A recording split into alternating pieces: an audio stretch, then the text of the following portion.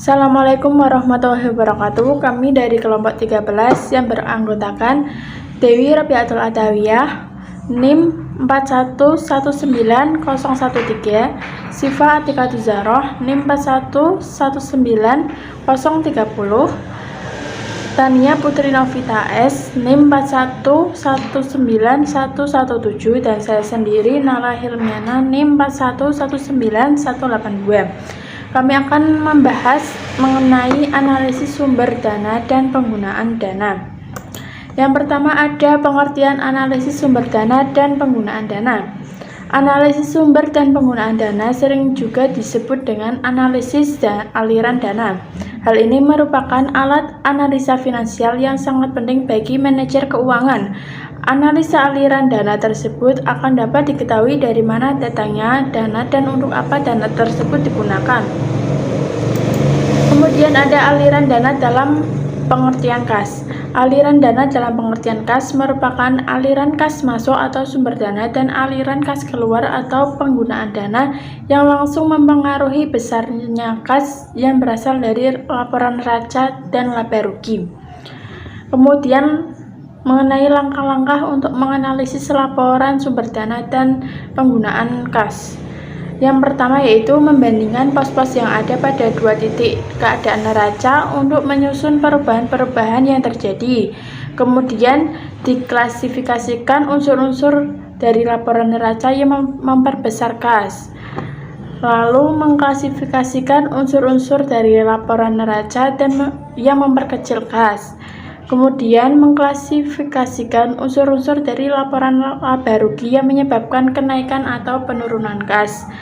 Selanjutnya yaitu menggabungkan semua informasi yang memperbesar dan memperkecil kas tersebut ke dalam laporan sumber dan penggunaan kas. Yang terakhir yaitu membuat analisis aliran kas mengenai sumber dan penggunaan kas. Unsur yang memperbesar kas, yaitu diantaranya berkurangnya unsur-unsur aktiva lancar selain kas, berkurangnya aktiva tetap, bertambahnya unsur-unsur dalam hutang lancar, bertambahnya hutang jangka panjang, bertambahnya modal sendiri, dan bertambahnya keuntungan.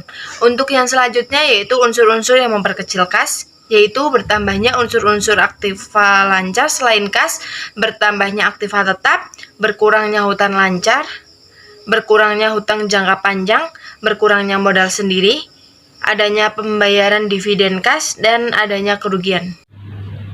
Selanjutnya, saya akan mempresentasikan mengenai sumber dan penggunaan dana dalam artian modal kerja.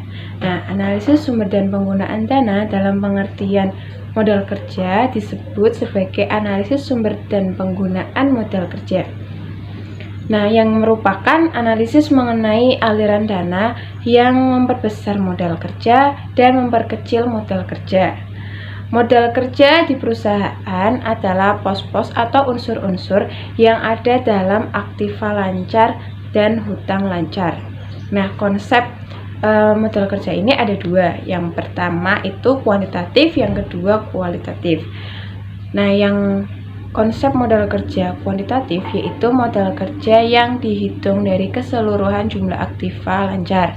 Kemudian yang kedua, konsep modal kerja kualitatif atau sering disebut sebagai modal kerja bersih, yaitu kelebihan aktiva lancar di atas hutang lancar.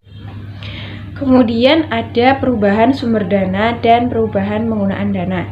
Yang pertama, perubahan sumber dana yaitu berkurangnya aktiva tetap, bertambahnya hutang jangka panjang, bertambahnya modal baru dan hasil penjualan dalam saham, adanya keuntungan dari operasional perusahaan.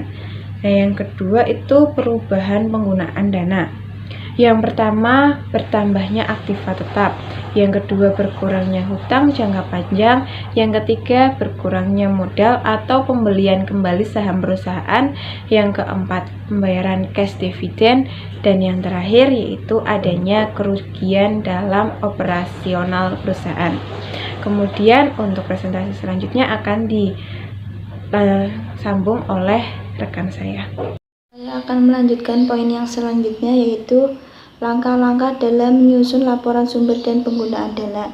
Yang pertama, menyusun laporan perubahan-perubahan model kerja. Yang kedua, mengelompokkan perubahan-perubahan dari unsur non-current account yang mempunyai efek memperbesar model kerja dan golongan yang memperkecil model kerja.